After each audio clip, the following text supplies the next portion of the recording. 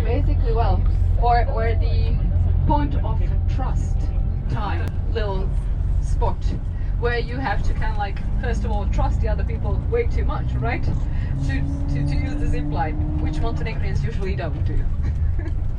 So basically, a zip line starts at the little house over there. It ends in front of the tunnel on the left-hand side, the little tunnel that we've used. It just takes perhaps a few seconds to reach the tunnel, and looking down doesn't help.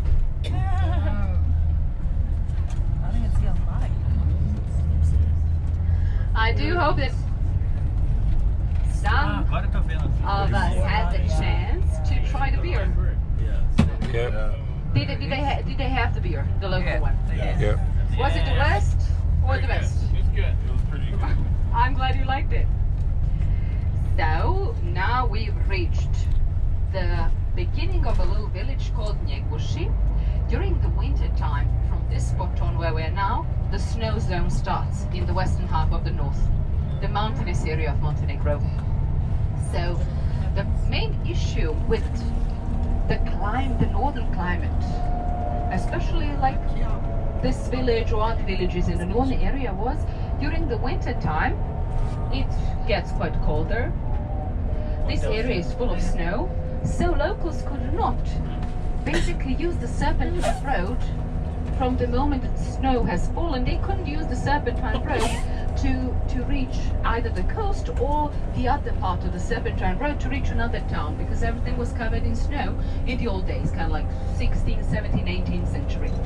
So the thing that they started doing was being creative in conserving food, so that they could, because they were stuck here in this and many other villages back then, they needed to find a way to conserve food so that it lasts long enough until the winter is over.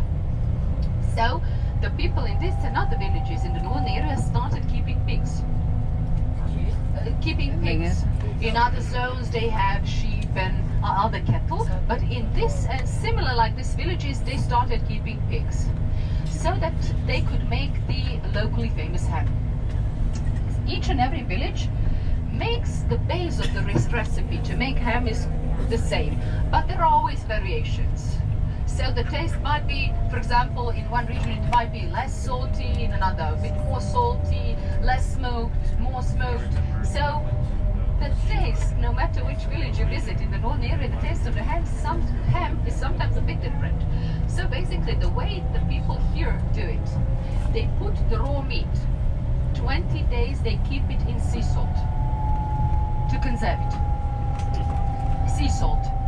And then afterwards they bring the ham to the little smokehouse of the family, usually a limestone little house. Nowadays even perhaps the last floor of the house is kind of like the smoking area. So in the old days there was usually a small limestone house next to the house of the family that they called the smokehouse, and they would hang the meat on the ceiling of the little house, make a fire and smoke it about 25 days. Then after the 25 days of smoking, they would put out the fire, open all the